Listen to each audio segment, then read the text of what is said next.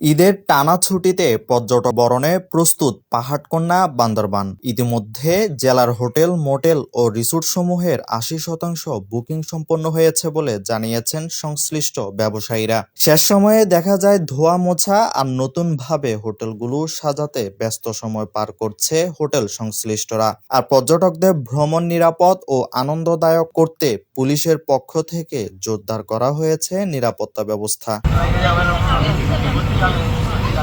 প্রতিবছর ঈদের ছুটিতে ব্যাপক পর্যটকের ঢল নামে পার্বত্য জেলা বান্দরবানে। নাগরিক জীবনের কর্মব্যস্ততা আর কোলাহল ছেড়ে ছুটির দিনে অবকাশ যাপনে প্রকৃতি প্রেমীরা ছুটে আসে পাহাড়কন্যা বান্দরবানে। পরিবার পরিজন, বন্ধু বান্ধব আর আত্মীয় স্বজনকে নিয়ে চাঁদের গাড়িতে করে ঘুরে বেড়ায় এক পাহাড় থেকে আরেক পাহাড়ে। পর্যটকদের পদচারণায় মুখর হয়ে ওঠে মেঘলা, নীলাচল, প্রান্তিক লেক, নীলগিরি, নীল দিগন্ত সহ জেলার দর্শনীয় স্থান।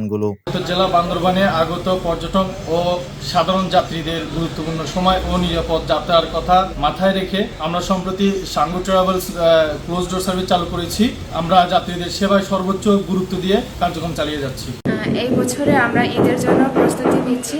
আশা করি সামনে আগের বছর থেকে এই বছরে আরো বেশি আমাদের ব্যবসা বাণিজ্যটা ভালো হবে। এখন আমাদের মোটামুটি ভালো সাড়া পাচ্ছি। ইনশাল্লাহ আগামী ঈদের 10 দিন পর্যন্ত আমাদের 70% বুকিং হয়ে গেছে। আমরা সবাইকে অনুরোধ রাখবো, বান্দরবন প্রতি সকল পর্যটন স্পট খোলা আছে, আপনারা আসেন এবং বান্দরবন বেড়াই যান। আপনাদেরকে আমরা স্বাগতম জানানোর অপেক্ষা করতেছি। আশা করি যে ঈদের সময় আমরা আমাদের এখানে আগত গেস্টদেরকে একটা ভালো একটা সময় উপহার দিতে পারবো, তাদেরকে মানে বেস্ট সার্ভিসটা প্রোভাইড করতে পারবো।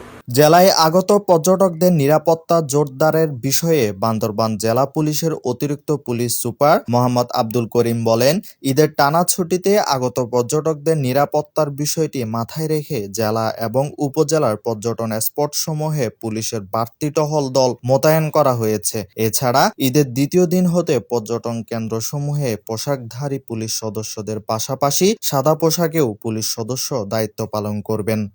পর্যটক বরণের একটা বিশাল প্রস্তুতি নিচ্ছি, যেন আমাদের যারা পর্যটক বৃন্দরা আসবেন এখানে বান্দরবনে, আমরা তাদের একটা সুন্দর ঈদের একটা ভ্যাকেশনটা যেন সুন্দরভাবে কাটতে পারে, সেই হিসেবে আমরা প্রস্তুতি নিচ্ছি।